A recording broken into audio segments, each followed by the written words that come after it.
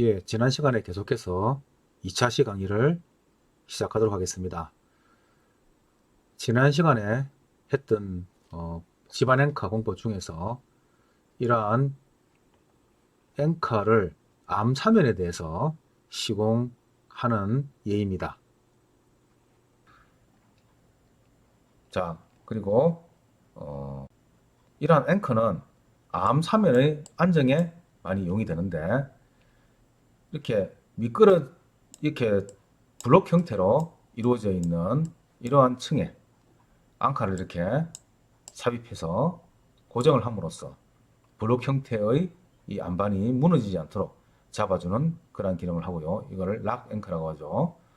또 북락이 생기려고 할 때 이러한 북락을 이렇게 잡아주는 이러한 기능을 가지게 됩니다.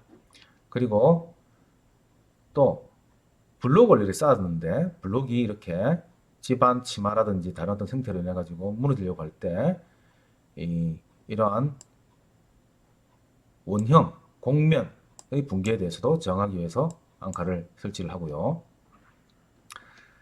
그리고 또 풍화가 많이 진행되어 있는 이러한 집안에다가 이렇게 활동이 생기려고 할 때 이때 콘크리트를 대고 앙카를 설치하게 되면은 이러한 북락을 막을 수 있는 풍화대 강화 앵커 이런 식으로 암 사면에도 안정에도 앵커를 사용하고 있습니다.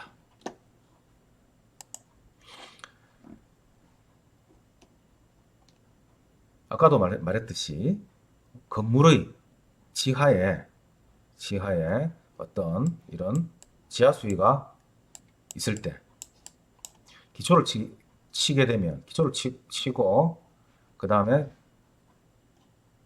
지하 수위가 회복이 되면 건물이 떠오르게 됩니다. 부력에 의해서 건물이 부상하게 되죠. 자, 이러한 것을 방지하기 위해서 이렇게 기초 하부에다가 앵커를 설치하게 되는데 이렇게 앵커를 설치할 때는 앵커가 이렇게 여러 개 모여 있으면은 그룹 효과가 생기게 되니까 이러한 부분도 고려하고 또 건물이 이렇게 부상하려고 하는 부력에 저항을 하기 때문에 이 부력의 크기를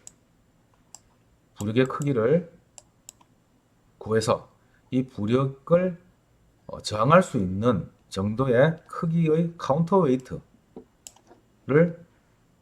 앵커에 설치를 해서 이렇게 인장력을 이렇게 줌으로써 이 건물이 부상하지 않도록 하는 그러한 기능을 하는 것입니다.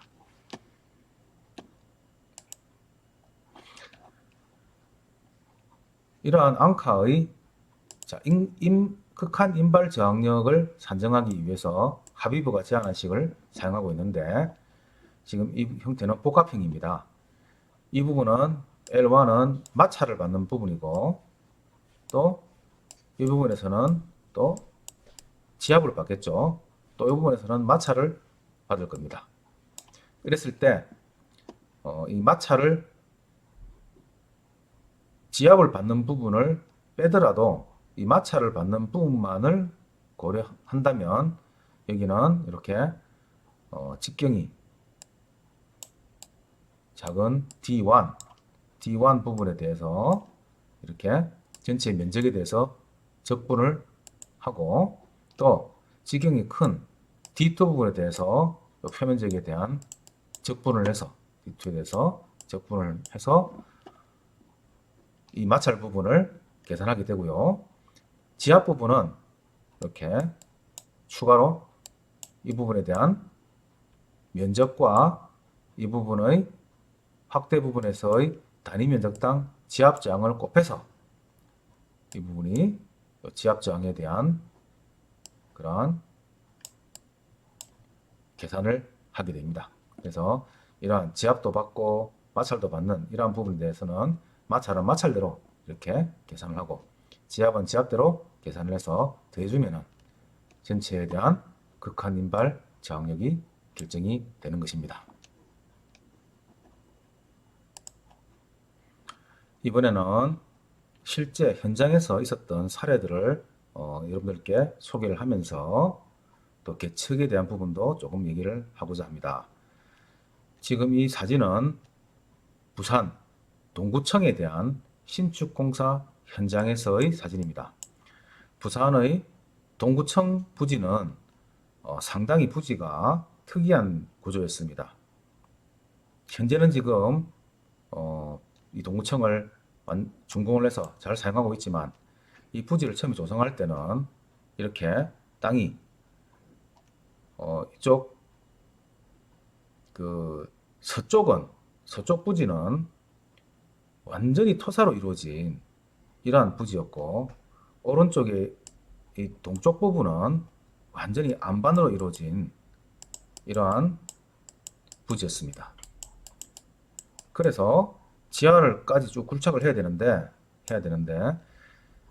이 토사로 이루어진 부분은 굴착을 하려고 집안 앵커를 설치를 하니까 앵커의 마찰 저항이 나오지 않아서 엄청난 애를 먹고 있고 또 이 동쪽 부분은 안반 때문에 굴착이 되지 않아서 이거를 이 주택가가 주위에 있으니까 발파도 못하고 그래서 브레이크로 때려도 안반이 깨지도 않고 하는 그러한 난해한 현장이 되겠습니다. 그 상태에서 이 안반 부분은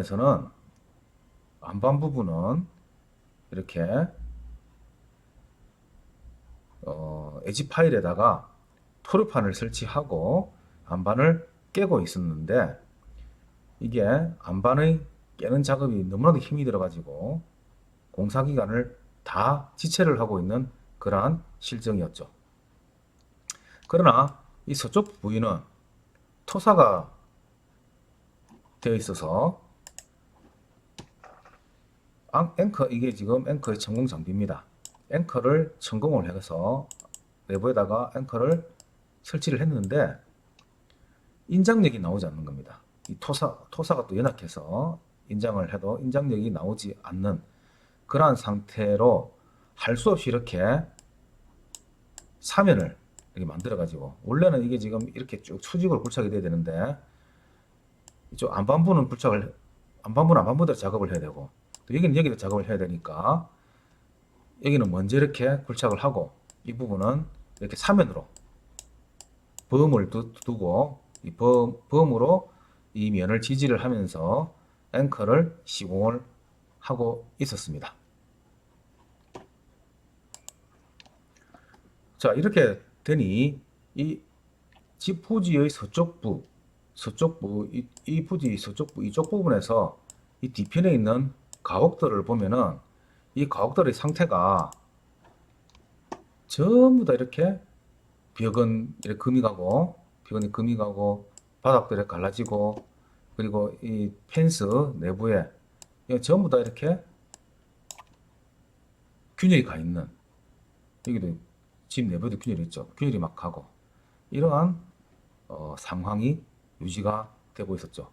앵커가 인발력이 나오지 않으니까 변이가 생기게 되고 변이로 인해서 이렇게 균열이 발생되는 이런 악순환이 계속되고 있는 상황이었습니다.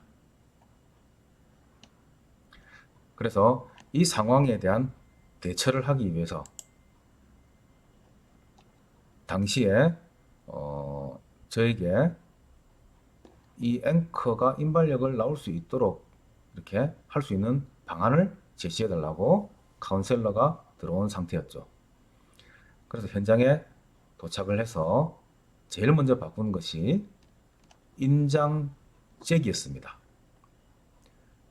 앙카의 강선을 인정을 할 때 이 강선은 지금 사선식이죠. 하나, 둘, 셋, 네 개가 이렇게 사선식인데 이러한 네 개의 강선을 일체에서 인장하는 그러한 구조를 일반적으로 사용하고 있었습니다. 지금 이 그림인데 지금 여기가 이제 띠장이고 띠장에 지하판을 이렇게 설치를 하고 지하판에 설치를 하고 여기 정착구입니다. 정착구 원형으로 정착구를 이렇게 들어가는데 여기 보면 쐐기가 보이죠. 쐐기로 이제 강선을 인장을 하고 딱 정착을 시키는 그런 구조인데, 이때 앵커를 인장을 할 때 여기 앵커를 인장하는 우리가 잭입니다. 잭. 우리 자키라고 하죠. 인장 잭을 이렇게 설치를 하고 그 다음에 앵커를 이제 인장을 하게 되면은 요 내부에 이 쐐기가 물려지는 그런 형태로 인장이 되게 됩니다. 그리고 밑에 요 지금 보이는 요거는 로드셀입니다. 로드셀을 가지고 인장이 제대로 발휘되는지를 한번 측정하는 그런 거죠. 그래서 이렇게 이 자키를 가지고 강선을 인장을 하게 되면은 요 밑에서 있는 이 부위가 되죠. 요 부위는 이렇게 최종적으로 딱 물려지는 이러한 방식이 됩니다. 그리고 이때 인장을 할 때 실린더가 이렇게 밖에 나오게 되니까 실린더의 느름량을 이렇게 측정을 하게 됩니다. 그리고 실린더 바깥쪽에 있는 요 쐐기는 분리가 용이한 그러한 쐐기를 사용해서 이쪽 부분에 있는 여기 부분에 있는 쐐기가 완전히 정착이 되고 나면은 이걸 풀어서 빼게 되겠죠. 자, 이런 방식을 사용해서 인장을 일반적으로 합니다.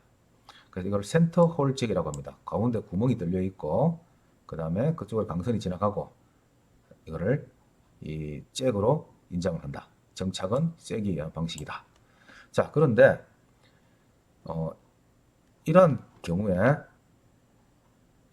우리가 이제 강선의 느름량을 체크를 할 때 이러한 공식을 사용하게 됩니다. 이런 공식을. 이 공식은 아주 간단한 공식입니다. 여러분들 알고 있는 시그마 이꼬로 이 입실론 하는 공식 있죠.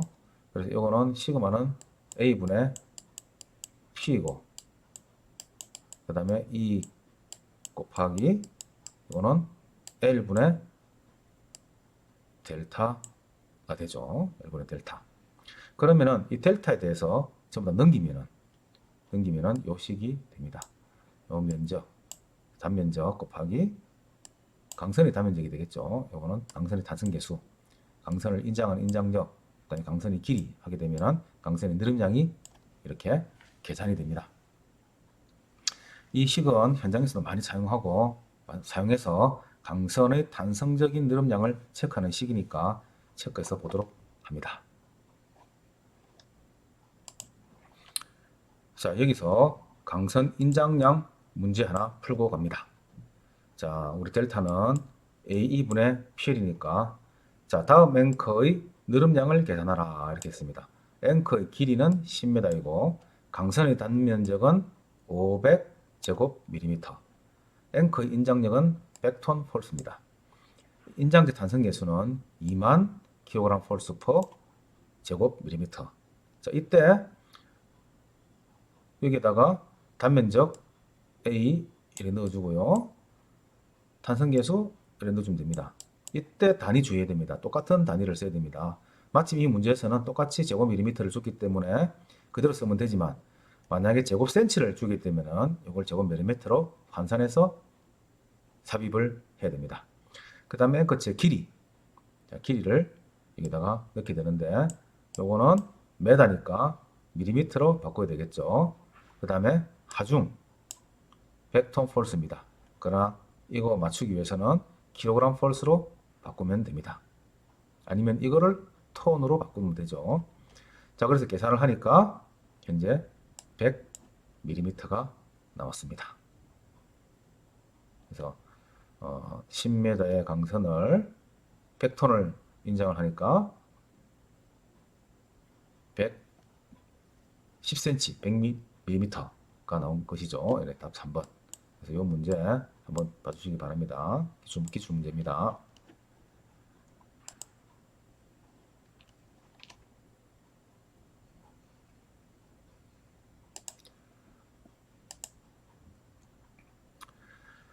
그래서 조금 전에 보았던 이러한 센터홀 제 방식, 이 방식을 쓰게 되면은 강선을 4개를 한꺼번에 인장을 하게 돼서 각각의 강선이 만약에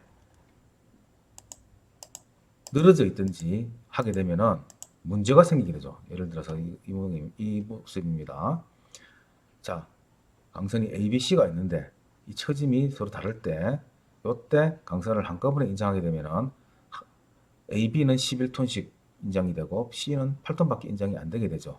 그래서 A, B에 또 과도한 인정력이 가해지게 되고 C는 인정력을 적게 받는 이런 형태가 되나, 이렇게 강선을 각각을 따로따로 이렇게 각각을 10톤씩을 이렇게 인정을 하게 되면 이거는 개별 제어 긴장 장치입니다. 이 개별 제어로 하게 되면 이렇게 각각이 처짐량이 상이한 다른다 하더라도 각각에 대해서 전부 이렇게 똑같이 10톤씩 이렇게 똑같이 받게 되고, 그래서 이 앵커가 아주 강선이 효율적으로 자신의 어떤 인장 강도를 적절하게 사용하는 그러한 방식이 되게 되는 것입니다. 그래서 이러한 방식을 제일 먼저 사용을 해서 동구청에 있는 앵커의 문제점을, 첫 번째 문제점을 해결을 했고요. 예, 이제 따로 이렇게 강선을 인장을 함으로써 강선 하나하나에 이렇게 집중되어서 강선에 무리가 갈 수 있는 그러한 요인을 첫 번째 제거를 했고요. 그 다음에 두 번째 이제 중요한 부분이 있습니다. 자, 그 내용은 방금 제거한 부분은 인장부에 대한 품질에 대한 부분입니다. 그러나 이 집안이 받는 마찰 저항력과 이런 지압 저항력이 제대로 발휘가 되지 않는다면 아무리 이제 인장부를 품질을 좋게 한다 하더라도 앙카는 인발이 될 수밖에 없는, 앙칼이 인발이 돼버리면 벽체가 변이가 오고 파괴될 수밖에 없는 그러한 상태가 되는 것입니다. 따라서 이 집안 자체의 마찰력을 증대시키든지 또는 마찰력을 발휘할 수 있도록 이 그라우트 자체의 품질을 좋게 하는 그러한 부분이 상당히 중요하다고 하겠습니다. 특히 압축형 앵커는 뒷부분에서 이렇게 그라우트를 이렇게 압축을 하니까 이 그라우트가 압축을 받으면서 확장되려고 할 때 이때 옆에서 집안이 구속압을 강하게 가져다 주든지 아니면은 구속압이 약하게 되면은 그라우트 강도가 유지가 되든지 이러한 방식으로 저항이 되어야지만 인장력을 원활하게 받을 수 있게 됩니다. 따라서 그라우트의 홀과 강도를 제대로 받기 위해서 장비를 한번 보았습니다. 기존에 사용하던 장비는 아까 그림에서도 나왔지만은 여기에 있는 이 장비입니다. 이 장비는 기존에 사용하던 장비가 이렇게 이러한 공합식 드릴이었습니다. 이 드릴은 공합식과 유합식이 있습니다. 이 공합식은 우리가 어떻게 하느냐면은 안반을 공기압을 이용해서 이렇게 때려서 안반을 깨 나가는 그러한 방식입니다. 이러한 공합식은 그래서 안반에 적당하고 안반을 깨는데 매우 효율적입니다. 그리고 끝에 있는 이 비트도 안반을 갈아내는 그러한 기능을 하는 그러한 비트가 되겠습니다. 이 비트에다가 그다음에 컴프레서를 설치해서 컴프레서에서 공압을 이렇게 가지고 이거를 때리는 그러한 드릴의 형태가 되겠습니다. 유압식은 유압을 이용해서 하이드롤릭 프레서죠. 유압을 이용해서 이 천공을 하는 방식입니다. 유압은 아주 강한 힘으로써 밀어붙이면서 회전을 하기 때문에 공벽을 손상시키지 않고 전체 이 홀이 아주 홀의 형태가 원형으로 유지가 될 수 있도록 할 수 있으며, 그리고 케이싱을 설치해서 다음 페이지를 보시면 여기 보면은 이 케이싱이 보이죠. 여기 케이싱입니다. 케이싱. 그래서 이 지금 기계 자체 내에서 케이싱을 이렇게 물려가지고 차고 들어갈 수 있도록 되어 있습니다. 이 케이싱이 이렇게 차고 들어가면은 내부에 이렇게 천공을 할 때 공벽이 이렇게 흘러내리면서 무너지지 않겠죠. 그리고 공합식은 끝에 로트로 벽면을 때리게 되지만, 때리게 되니까 전체가 공벽이 이렇게 파쇄가 됩니다. 그러나 이 유압식은 회전을 통해 가지고 천공을 하기 때문에 공벽이 아주 잘 유지가 되고, 그러한 공벽으로서 또 그라우트가 주입됐을 때 그라우트가 아주 온전한 상태의 그라우트가 만들어질 수 있는 것이죠. 자, 그리고 그래서 이 드릴을 유압식으로 연약 집안에서 할 때는 항상 이 유압식 드릴을 사용해야 됩니다. 풍화토 이하의 토사 같은 이러한 부분에서 어쩔 수 없이 앙카를 사용해야 될 때는 꼭 유압식 드릴을 사용해야 됩니다. 그리고 또 하나 가장 중요한 게 있죠. 그라우트의 물 시멘트 비를 최소 45% 이하로 유지를 해야 됩니다. 아까 그라우트의 강도가 상당히 중요하다고 했죠. 물 시멘트 비가 45% 이하가 돼야지만 그라우트가 제대로 강도를 발휘해서 이 앵커의 인발 저항력에 대해서 원활한 어떤 강도를 발휘할 수가 있는 것이죠. 이러한 방식을 이용해서 그라우트의 강도를 증진시키고 또 그라우트 형태를 보존시키고 하는 이러한 내용으로서 동구청에 있는 앙카를 원활하게 인장력을 발휘할 수 있도록 만든 기억이 있습니다. 그래서 여러분들도 현장에 가서 이렇게 요즘에 워낙 이 앵커를 많이 사용하기 때문에 이 앵커를 사용하다가 인장력이 제대로 나오지 않든지 집안이 안 좋든지 할 때는 꼭 이러한 방법을 이용해서 앵커의 인장력을 확보해야 하겠습니다. 자, 그래서 우리가 이제 그 말뚝과 앵커 같은 경우에 이렇게 긴 원주 형태로 생긴 이러한 구조물일 경우에는 아까 말했듯이 진행성 파괴라는 것이 발생을 하게 됩니다.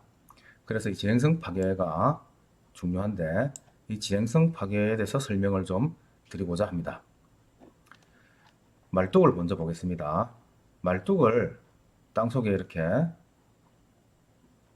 삽입을 하고 그 위에다가 이렇게 하중을 주게 되면 말뚝도 전체 길이가 길기 때문에 말뚝의 하중을 받는 가장 가까운 부분부터 압축이 생기게 되겠죠. 우리가 생각할 때는 전체 우리가 뭐 전주같이 공기 중에 이렇게 나와 있고 아무런 구속이 없다면, 옆에 집안이 없다면 하중을 이렇게 제하를 냈을 때 똑같이 이렇게 전체에 걸쳐 가지고 압축이 생기게 되고 압축에 의한 델타 L이 또 생기게 되겠죠. 그러나 이 옆에는 집안이 이렇게 마찰로 이렇게 부착이 되어 있습니다.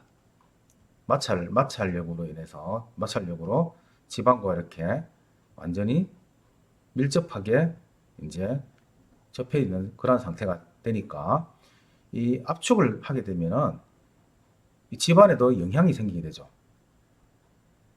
자, 압축을 하게 되면은 그래서 항상 가까운 부분부터 먼저 압축력이 전달이 되는 이러한 현상이 생기게 됩니다. 그러면은 A 부분이 가장 가까우니까 A 부분, B 부분, C 부분을 전부 다 여기다가 마찰 저항을 우리가 로드셀을 달아서 그다음에 마찰 저항을 측정했다고 가정을 했을 때 실제로 로드셀을 이렇게 설치를 해서 마찰 저항을 측정을 합니다. 앵커라든지 말뚝의 현장 시험을 할 때는 꼭 이렇게 설치를 해서 하기도 합니다. 자, 여기다가 로드셀을 설치해서 하중을 주었을 때 처음 예를 들어서 여기에 20톤 정도의 하중을 줬다고 보겠습니다. 자, 그러면은 이 하중을 주면은 마찰력이 여기서 쭉 발휘가 되겠죠. 발휘가 되는데 이 20톤에 있던 초기 하중이 주어졌을 때 각각의 마찰 저항을 보면은 A는 20톤에서 다시 40톤 정도로 하중을 증가시켰다고 보면은 A 부분은 X축이 말뚝의 변형률이고 그 다음에 X축이 변형률이고 Y축이 마찰저항 또는 전단저항이라고 할 때 이렇게 변형률에 따라서 마찰저항이 증가를 하다가 피크를 그리고 40톤 정도를 하중을 20에서 40으로 쭉 올리는 도중에서 피크를 그리고 다시 이놈이 떨어져 가지고 잔류 상태 요렇게 뚝 떨어지 갖고 이렇게 수평에 가는 상태를 잔류 상태라고 합니다. 잔류 상태. 잔류 상태로 가 있는 형태가 됩니다. 그러면 이 상태에서의 마찰 저항은 피크치를 타우 F라고 하고 이거는 failure를 써서 타우 F라고 했을 때 현재의 마찰 저항은 타우 F의 0.5배 정도의 마찰 저항을 발휘하게 되겠죠. 자, 그리고 그 다음에 요 40톤까지 갔을 때 요때 B점에서 보면은 B점은 이렇게 파괴 시의 전단 저항인 타우 F의 피크를 갖다가 조금만 내려온 상태. 이 상태. 이때는 0.75 타우 F 정도의 힘이 발휘가 될 겁니다. 그리고 C점은 아직도 피크 정도까지밖에 발휘가 되지 않은 이러한 상태가 되겠죠. 물론 초반에는 이 부분이 피크고 이 부분이 이 정도 올라오고 이 부분은 아예 시작도 안 하고 그런 형태가 될 겁니다. 또 여기서 더 하중을 추가를 하게 되면은 여기서 추가를 하게 되면은 이놈도 잔류로 가고 0.5로 가고 이놈도 이렇게 떨어지는 이런 형태가 되겠죠. 따라서 각각의 A점과 B점과 C점에서의 마찰 저항이 우리가 알고 있는 것처럼 일정하지 않고 초기에는 초기에는 A 부분 그러니까 하중에 가까운 부분부터 마찰 저항이 발휘가 되고 또 발휘가 되다가 이놈이 하중이 이렇게 잔류 상태로 가면은 그 다음에 뒤에 있는 B 부분에서 또 최대 하중이 발휘가 되고 또 이놈도 잔류 상태로 가면은 마지막에 있는 C 부분에서 또 최대 하중을 발휘가 되는 이렇게 점차적으로 파괴면이 이렇게 진행되어 간다. 그래서 이게 바로 말뚝의 진행성 파괴가 되겠습니다. 이 방식은 앵커도 마찬가지입니다. 앵커도 인장력을 받게 되면 처음에 인장력을 받았을 때 1번이 인장력을 받았을 때의 범위입니다. 이때는 인장력의 범위가 뒤까지 가지도 않죠. 이 정도까지 끝이 나죠. 이랬을 때 마찰 저항의 분포도를 보면 이렇게 앞부분에서 최대의 마찰 저항 타우 F를 발휘하고 있는 것을 보면 볼 수 있습니다. 그러다가 이 인장력의 범위가 계속 인장력이 10톤에서 또 20톤에서 30톤으로 이렇게 증가가 되게 되면은 두 번째 영역인 이 영역까지도 인장력의 범위가 확대가 되죠. 이때는 마찰 저항이 이미 앞부분은 피크로 갔다가 다시 이렇게 떨어지게 되고 뒷부분에서 이렇게 피크로 올라가는, 이때 타워 F로 올라가는 이러한 상황이 됩니다. 그리고 더 하중이 증가하게 되면은 이 인장력의 범위가 이렇게 영역이 더 커지게 되고, 또 앞부분은 전부 다 이렇게 마찰장이 이렇게 떨어지고 뒷부분에서 최대의 마찰장을 발휘하는 이러한 형태가 되게 되는 것이죠. 그래서 이렇게 피크 시의 파괴 전단 저항, 여기 이렇게 뒤로 이렇게 진행되어 간다고 해서 이것도 앵커의 진행성 파괴가 되겠습니다. 자, 그런데 여기서 우리가 이제 주의해야 될 점이 있습니다. 지금 여기 보면은 우리가 일반적으로 앵커라든지 말뚝의 마찰 저항을 측정을 할 때 마찰 저항 전체의 마찰 저항을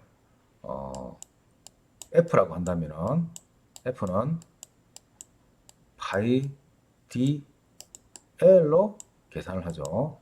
이 말은 파이는 3.141599이고 D는 앵커의 직경입니다. 또는 말뚝의 직경이 이제 D가 되겠죠. 그럼 파이 D가 되면은 요 둘레의 원주의 추장이 됩니다. 추장. 둘레의 길이가 되죠. 거기다가 길이 L을 곱해주면은, 그래서 전체를 L이라고 할 때 전체 L을 곱해주면은 이거는 바로 말뚝의 전체의 표 면적이 됩니다. 그래서 파이 DL은 표 면적이고, 여기에다가 타우 F를 곱해준 값을 우리가 마찰 저항력, 힘이죠. 힘, 톤, 폴스 또는 킬로그램 폴스로 표시를 하게 됩니다. 그럼 여기 파이 DL이 여기 면적이니까 면적이고, 그 다음에 톤 폴스의 단위도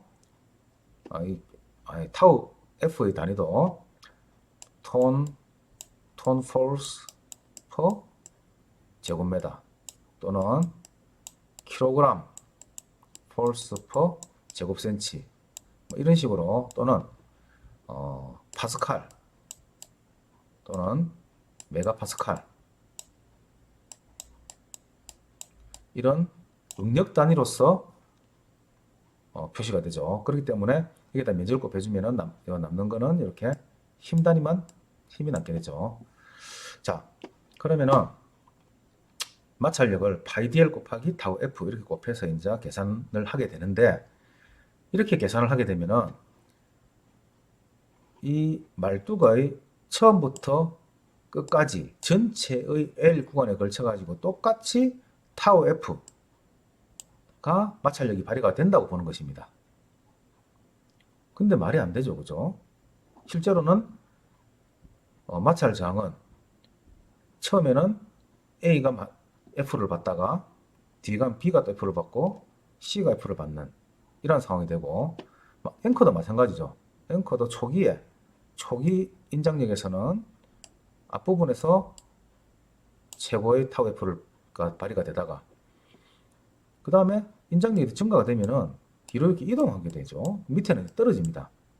그러면은 전체 걸쳐서 똑같이 타우 F가 이렇게 발휘된다고 하는 거는 달려고 하면은 마찰 저항력의 분포가 이렇게 직사각형이 돼야 됩니다.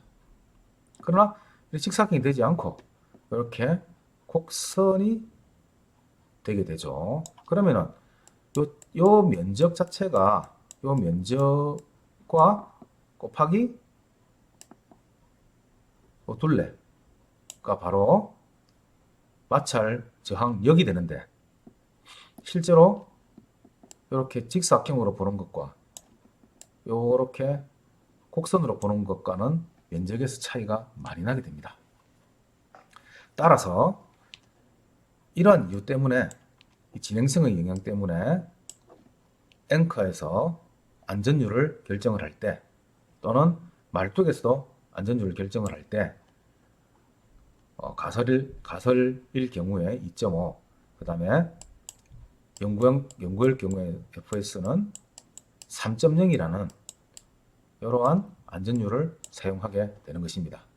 이러한 안전율을 사용하지 않게 되면은 이 표면에서 발생하는 마찰력을 과대하게 평가하는 그러한 오류를 범할 수가 있는 것이죠. 이러한 단점이 있기 때문에 이 말뚝이나 앵커에서 안전율을 3.0이라는 이런 안전율을 사용하고 있는 것입니다. 그래서 안전율이 3.0을 쓴다고 해서 되게 안전하다, 많이 여유가 남는다, 이렇게 생각하면 큰 오산이 됩니다. 자, 여기까지 해서 5주차 수업 마치도록 하겠습니다. 자, 다음 주 뵙겠습니다. 수고 많았습니다.